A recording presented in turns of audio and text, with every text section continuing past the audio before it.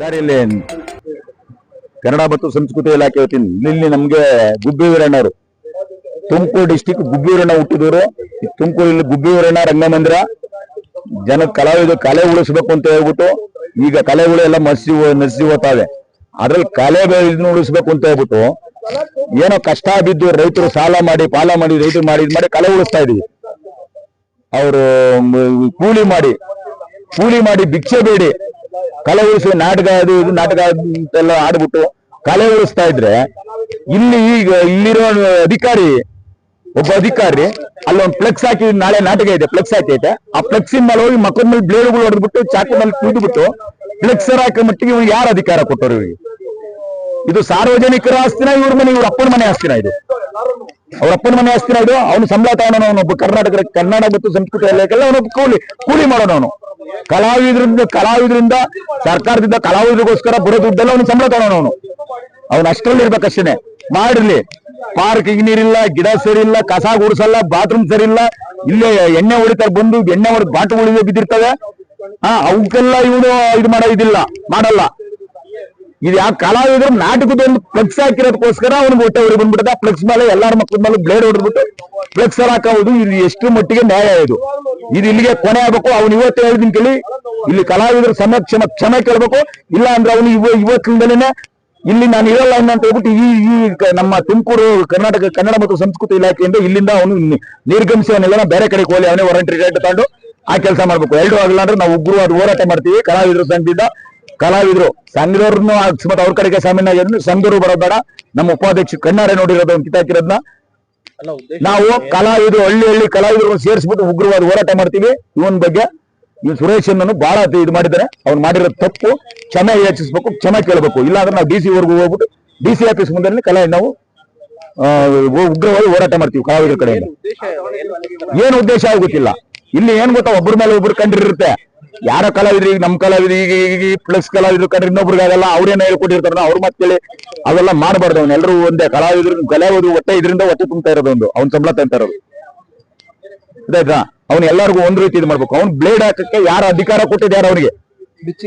ಇಲ್ಲ, ಬಿಚ್ಚಿಕ್ಬೇಕಾಯ್ತು ಅವನು ಕಲೆಯನ್ನು. ಅಲ್ಲಿಗೆ ಏನು ಉಳಿಸ್ತಾವನು? ಕಲಾವಿದರು ಇದನ್ನ ಏನು ಉಳಿಸ್ತಾವನು? ಒಂದೇ ಸರ್ ಕಟ್ಟಿರೋದಲ್ಲಿ, ಒಂದೇ ಫ್ಲೆಕ್ಸ್ ಕಟ್ಟಿರೋದಲ್ಲಿ. ಅದು ಏನು ಸರ್, ಆಚೆ ಕಾಂಪೌಂಡ್ ಮೇಲೆ ಇರೋದು. ಆಚೆ ಕಾಣೋದಕ್ಕೆ ಇಲ್ಲಿ ಕಲಾಕ್ಷೇತ್ರದ ಒಳಗೆ ಕಟ್ಟಿಲ್ಲ. ಕಲಾಕ್ಷೇತ್ರ ಕಾಂಪೌಂಡ್ ಅಲ್ಲಿ ಇರೋದು ಆಚೆ ಜನಕ್ಕೆ ಕಾಣಲಿ ಅಂತ ಕಟ್ಟಿರೋದು ಅಷ್ಟೇ. ಅಧಿಕಾರ ಇಲ್ವಾ ಕಲಾವಿದರಿಗೆ? ನಮ್ಮದು ಫ್ಲೆಕ್ಸ್ ನಾಳೆ ನಡೆಯೋ ನಾಟಕದ ಫ್ಲೆಕ್ಸ್ ಹಾಕಕ್ಕೆ ನಮ್ಗೆ ಅಧಿಕಾರ ಇಲ್ವಾ? ಹಾಕಿದೀವಿ. ಅದನ್ನೇನ ನೀನ್ ಹೆಂಗೆ ಇದು ಮಾಡಿದೆ? ನೀನು ಬ್ಲೇಡ್ ಚಾಕು ತಂದು ಹಾಕ್ಬಿಟ್ಟು ಕೂದಿದೆಯಲ್ಲ, ನೀನೊಬ್ಬ ಕಲೆಯನ್ನು ಉಳಿಸೋಣ ನೀನು ಈ ಆಫೀಸಲ್ಲಿ ನೀನ್ ಕೆಲಸ ಮಾಡಕ್ ನಾಲಾಯಕ ನೀನು ಇವತ್ತೇನೆ. ಇಲ್ಲ ರಾಜ್ಯನ ಇದನ್ನ ಕೇಳಬೇಕು, ನೀನು ಕ್ಷಮೆ ಕೇಳಬೇಕು ಕಲಾವಿದ್ರ ಬಗ್ಗೆ. ಇಲ್ಲ ಇಲ್ಲಿ ಅವನೇ ವಾರಂಟಿ ತಗೊಂಡು ಇಲ್ಲಿಂದ ಖಾಲಿ ಮಾಡ್ಬೇಕು. ಇಲ್ಲ ಅಂದ್ರೆ ಉಗ್ರವಾಗಿ ಹೋರಾಟ ಮಾಡ್ತೀವಿ ನಾವು ಕಲಾವಿದರು ಸೇರ್ಕೊಂಡು.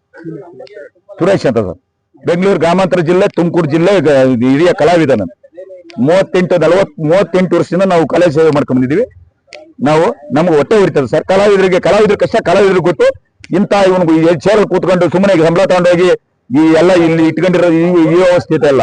ಅವ್ನು ಕಲಾವಿದ್ರನ್ನ ಕಾಪಾಡ್ಬೇಕು. ಇವನು ಕಲಾವಿದ್ರ ಕಾಯಕ್ಕೆ ನಾಲಾಯಕ ಇವನು. ಇದ್ರ ಬಗ್ಗೆ DC ಅವ್ರಿಗೂ ನಾವು ಲೆಟರ್ ಕೊಡ್ತೀವಿ. DC ಅವರು ಆಕ್ಷನ್ ತಗೊಳ್ಳಿ. ಅದಕ್ಕಿಂತ ಮುಂಚೆ ಇವನೇ ಒಳ್ಳೇದು ಮಾಡ್ಕೊಂಡ್ರೆ ಒಳ್ಳೇದು.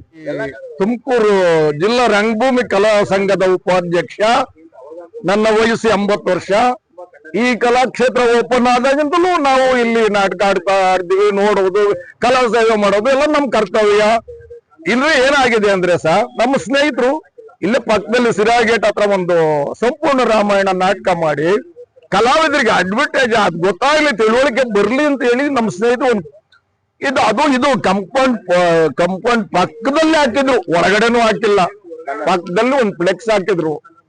ಅದನ್ನ ನಿನ್ನೆ 4:30-5 ಗಂಟೆನಲ್ಲಿ ಏಕಾಏಕಿ ಬಂದು ಈ ಆಫೀಸಿನ ಮ್ಯಾನೇಜರ್ ಸುರೇಶ್ ಅನ್ನೋರು ಬಂದು ಏಕಾಏಕಿ ಬ್ಲೇಡ್ ತಗೊಂಡು ಅದನ್ನೆಲ್ಲ ಕಂಪ್ಲೀಟ್ ಎಲ್ಲ ಚಿಂದಿ ಮಾಡ್ಯವ್ರೆ ಸರ್.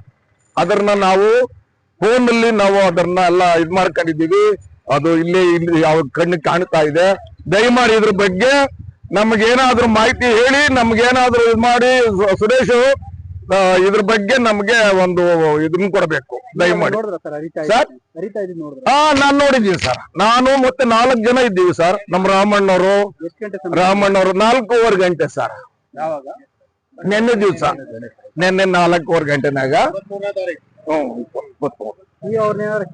ಸ್ವಾಮಿ ಅವರು ನಮ್ಮನ್ನೇನು ಕೇಳಲಿಲ್ಲ ಸರ್. ಇಲ್ಲೇ ಕೂತಿದ್ದೆ ನಾವು, ಇಲ್ಲೇ ಕೂತಿದ್ದು. ನಮ್ಮನ್ನೇನು ನಾವೇ ಬಿಚ್ಚು ಅಂದ್ರೆ ನಾವೇ ಬಿಚ್ಕೊಂಡ್ಬಿಡುವ ಸರ್. ಪಾಪ ನಮ್ಗೇನು ಅದ್ರ ಬಗ್ಗೆ ಏನಿಲ್ಲ. ನಾವೇನ ಚಾಲೆಂಜ್ ಮಾಡಿ ಹಠ ಮಾಡ್ಬೇಕು ಅನ್ನೋದು ಏನಿಲ್ಲ, ಬಿಚ್ಕೊಂಡ್ಬಿಡುವ. ಆದ್ರೂ ಒಂದ್ ಮಾತು ಕೇಳಲಿಲ್ವಲ್ಲ ನಮ್ಗೆ. ಇಡೀ ಕಲಾವಿದರಿಗೆ ಆ ಫ್ಲೆಕ್ಸ್ ಕುಯ್ದಿದ್ದು ನಿಜವಾಗ್ಲು ಸರ್ ನಮ್ಗೆಲ್ಲ ಒಂದ್ ಏಟು ಹೊಡೆದಿದ್ರು ನನಗೆ ಅಷ್ಟು ನೋವಾಗ್ತಿರ್ಲಿಲ್ಲ. ಆ ಫ್ಲೆಕ್ಸ್ ಕುಯ್ದ್ರಲ್ಲ ತುಂಬಾ ನನಗೆ ನೋವಾಯ್ತು ಸರ್. ಇದ್ರ ಬಗ್ಗೆ ದೇವ್ರ ಫೋಟೋ ಹಾಕೊಂಡು, ರಾಮನ್ ಫೋಟೋ ಹಾಕೊಂಡು ನಾವು ಈ ಕಲೆನ ಪ್ರದರ್ಶನ ಮಾಡ್ಬೇಕು ಅಂತ ಹೇಳಿ ನಾವು ಲಕ್ಷಾಂತರ ರೂಪಾಯಿ ಖರ್ಚು ಮಾಡಿ ನಾವು ನಾಟಕ ಮಾಡ್ತೀವಿ ಸರ್ ಕಲಾವಿದರು. ಇದು ಈ ತರ ಏಕಾಏಕಿ ಬಂದು ಅಥವಾ ಇಲ್ಲಿ ಹಾಕ್ಬೇಡಿ ಅಂತ ಹೇಳಿ ಒಂದು ನೋಟಿಸ್ ಬೋರ್ಡ್ ಇಲ್ಲ, ಇಲ್ಲಿ ಒಂದು ತಿಳುವಳಿಕೆ ಇಲ್ಲ ಜನಗಳಿಗೆ. ಈ ತರ ಮಾಡಿದ್ದು ಸ್ವಾಮಿ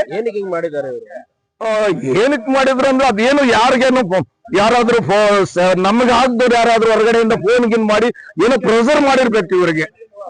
ಇವ್ರ ಈ ತರ ಮಾಡ್ಬೇಕಾರೆ ಸರ್ ಯಾರೋ ಫೋನ್ ಮಾಡಿ ಇವ್ರಿಗೆ ಪ್ರೆಸರ್ ಮಾಡಿ ಇವ್ರು ಈ ತರ ಸಡನ್ ಆಗಿ ಬಂದು ಇಷ್ಟು ಕೋಪದಿಂದ ಬಂದು ಎಲ್ಲ ಚಿಂದಿ ಮಾಡಾಕ್ಬಿಟ್ರು ಎಲ್ಲ. ಇಲ್ಲೂ ರಾಜಕೀಯ ನಡೆಯುತ್ತಾ ಸರ್? ರಾಜಕೀಯ ನಡೆಯುತ್ತಾ? ಇಲ್ಲೂ ಇದೆ ಸರ್, ಕಲಾಕ್ಷೇತ್ರ ರಾಜಕೀಯ ಇದೆ.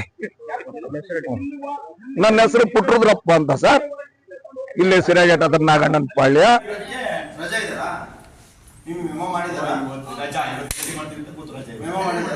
ಅದೇ ನೆನ್ನೆ ಈ ತರ ಅವಮಾನ ಮಾಡಿದಾರೆ ಕಲಾವಿದರಿಗೆ, ಇವತ್ತು ರಜಾ ಹಾಕಿದಾರೆ ಅವರೇ. ಸರ್ ಇಡೀ ನಮ್ಮ ಕರ್ನಾಟಕದ ಕಲಾವಿದರಿಗೆ ಆಗಿರೋ ಅವಮಾನ ಸರ್ ಇದು. ಏಕೈಕಿ ಬಂದ್ಬಿಟ್ಟು ಸುರೇಶನವರು ಒಬ್ಬ ಆಫೀಸರ್ ಬಂದು ಸಡನ್ ಬಂದ್ಬಿಟ್ಟು ಬ್ಲೇಡ್ ತಾನು ಹೊಡಿತಾರೆ ಅಂದ್ರೆ ಎಷ್ಟು ಮಟ್ಟಿಗೆ ಗೌರವ ಇದೆ ಒಬ್ಬ ಅಧಿಕಾರಿಗೆ. ಇವತ್ತು ಅವ್ರೇನ ಕ್ಷಮೆ ಕೇಳದಲೇ ಇದ್ರೆ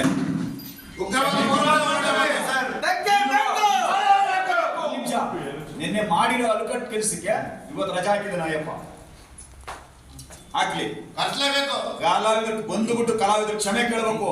ಇಲ್ವೋ ಅವ ಇಲ್ಲಿ ವಾರಂಟಿ ತಗೊಂಡು ಇಲ್ಲಿಂದ ಖಾಲಿ ಮಾಡ್ಬೇಕು. ಇಲ್ವೋ ನಾವು ಗುರುವಾದ ಹೋರಾಟ ಮಾಡ್ತೀವಿ, ಎಲ್ಲಾ ಕಲಾವಿದರು ಸೇರಿ ಮುತ್ತಿಗೆ ಹಾಕ್ತೀವಿ, ಪರ್ಮಿಷನ್ ಹಾಕೊಂಡು ಮುತ್ತಿಗೆ ಹಾಕ್ತೀವಿ. ಆಫೀಸಿಗೆ ಮುತ್ತಿಗೆ ಹಾಕಿ ಹೋರಾಟ ಮಾಡ್ತೀವಿ DC ಆಫೀಸ್ ಮುಂದೆ. ಇದು ಎಚ್ಚರಿಕೆ ಇರಲಿ. ಆ ಪುಣ್ಯಾತ್ಮ ಆ ದೊಡ್ಡ ಮನುಷ್ಯ ಬಂದು ಕಲಾವಿದ್ರು ಕ್ಷಮೆ ಕೇಳ್ತಾನ, ಇಲ್ಲ ವಾರಂಟಿಗೆ ಅವನೇ ಹೋಗ್ತಾನೆ ಇಲ್ಲಿಂದ, ಇಲ್ಲ ಅಂದ್ರೆ ಕ್ಷಮೆ ಕೇಳ್ತಾನ ಕಲಾವಿದ್ರು. ಒಬ್ಬ ಆಫೀಸರ್ ಸುರೇಶ್ ಅವರು ಬಂದು ಫ್ಲೆಕ್ಸ್ ಹರಿತಾರೆ ಅಂದ್ರೆ ಎಷ್ಟು ಮಟ್ಟಕ್ಕೆ ಗೌರವ ಇದೆ ಹೇಳಿ ಯೋಚನೆ ಮಾಡಿ ನೀವೇ. ತುಂಬಾ ಅದನ್ನ ಕೇಳೋರು ಯಾರು ಇಲ್ಲ. ಕಲಾವಿದ್ರು ಬರ್ತಾರೆ, ಗಾಂಜಾ ಎಣ್ಣೆದು ಇದಾಗಿದೆ ಕಲಾಕ್ಷೇತ್ರದೊಳಗೆ. ಗಾಂಜಾ ಎಣ್ಣೆದು ರಾತ್ರಿ ಸಾಯಂಕಾಲ ಆಗ್ತದಂಗೆ ತಾಂಡು ಮಾಡ್ತಾ ಇದೆ. ಅದನ್ನು ಕಡಿಮೆ ಹಾಕಕ್ಕೆ ಈ ಪುಣ್ಯಾತ್ಮಗೆ ಇದಿಲ್ಲ. ಅಲ್ಲಿ 5 ಗಂಟೆಗೆ ಇರೋದು 3 ಗಂಟೆ 4 ಗಂಟೆಗೆ ಹೋಗ್ತಾನೆ, 10 ಗಂಟೆಗೆ ಇರೋದು 11 ಗಂಟೆ ಅದ್ರ ಕೆಲಸಕ್ಕೆ ಬರಲ್ಲ. ಅದನ್ನ ಕೇಳೋರು ಇರಲ್ಲ. ಆಯ್ತು ಇರ್ಲಿ, ಮನೆ ಸಂಸಾರ ಇರ್ತದೆ, ಆಯ್ತು ಅವ್ರಿಗೇನೋ ಸಮಸ್ಯೆ ಇರುತ್ತೆ, ಇರ್ಲಿ, ಅದಕ್ಕೂ ನಾವು ಅನುಸರಿಸ್ಕೊಂತೀವಿ, ನಾವು ಕಷ್ಟ ನಮಗೂ ಗೊತ್ತು ಮಾಡ್ತೀವಿ. ಅದು ಬೇಡ. ಏಕಾಏಕಿ ಮಕ್ಕಳ ಮೇಲೆ ಬ್ಲೇಡ್, ಆಮೇಲೆ ಏಕಾಏಕಿ ಬಂದು ಬ್ಲೇಡ್ ಅಲ್ಲಿ ಹರಿದ್ಬಿಟ್ಟು ಇವ್ರಿಗೆ ಒಂದು ಎಚ್ಚರಿಕೆ ಕೊಟ್ಟು ಹೋಗ್ತಾರೆ. ಏನಂತ ಎಚ್ಚರಿಕೆ ಕೊಟ್ಟು ಹೋಗ್ತಾರೆ? ನಿಮ್ ಕೈ ಇಳಿಸಕ್ಕಾಗಿಲ್ಲ, ನಾನು ಇಳಿಸಿದೀನಿ ಹರಿದಿದ್ದೀನಿ ಅಂತ ಹೇಳಿ ನಮ್ಮ ರಾಮಣ್ಣವ್ರಿಗೆ ಎಚ್ಚರಿಕೆ ಕೊಟ್ಟು ಹೋಗ್ತಾರೆ ಸುರೇಶ್ ಅವರು. ಇದು ಅಧಿಕಾರಿ ಕನ್ನಡ ಮತ್ತು ಸಂಸ್ಕೃತಿಗೆ ಎಷ್ಟು ಅಧಿಕಾರ ಮಾಡ್ತಿರೋ ಕೆಲಸನ ಅವಮಾನ ಕೊಟ್ಟಿಲ್ಲ. ಕಲಾವಿದಿಂದ ಎಚ್ಚರಿಕೆ ಕೊಟ್ಟು ಹೋಗ್ತಾರೆ ಅಂತ ಹೇಳಿ ಹರಿದಿದ್ದೀನಿ ಅಂತೇಳಿ ನಮ್ಮ ರಾಮಣ್ಣವ್ರಿಗೆ ಎಚ್ಚರಿಕೆ ಕೊಟ್ಟು ಹೋಗ್ತಾರಲ್ಲ, ನಮ್ಮ ಇಡೀ ಕರ್ನಾಟಕದ ಕಲಾವಿದರು ಮಾಡೋ ಅವಮಾನ ಸರ್ ಇದು. ಇದು ತುಂಬಾ ಉಗ್ರವಾದ ಹೋರಾಟ ಕೈ ಹೊರಡ್ತೀವಿ. ದಯವಿಟ್ಟು ಅವ್ನು ಬಂದು ಇವತ್ತೇನೆ ಬಂದು ಕ್ಷಮೆ ಕೇಳಬೇಕು. ನಮ್ಮ ಕರ್ನಾಟಕದ ಕಲಾವಿದರು ಕ್ಷಮೆ ಕೇಳಿ ಆಫೀಸಿಗೆ ಪರ್ಮಿಷನ್ ಹಾಕೋ ಒಂದು ಏಕಾಏಕಿ ದಾಳಿ ಮಾಡ್ತೀವಿ ಸರ್. ಇದೊಂದು ನಾವು ನಮ್ಮ ಕಡೆಯಿಂದ ಕಲಾವಿದರ ಕಡೆಯಿಂದ ಕೊಡ್ತೀರಿ ಎಚ್ಚರಿಕೆ ಅಂತ. ಕರ್ನಾಟಕ ಎಲ್ಲ ಕರ್ನಾಟಕದಂತ ಕಲಾವಿದರು ಬರ್ತಾರೆ ಸರ್. ಕಂಡೀಷನ್ ಹಾಕ್ತಾರೆ, ಇಳಿಸಕ್ಕಾಗಿಲ್ಲ, ನಾನು ಇಳಿಸ್ತೀನಿ ನೋಡುವಂತ ಕೆಲಸ ಮಾಡಿ ಅವರಾದ್ರೂ ಬರ್ಬೇಕು.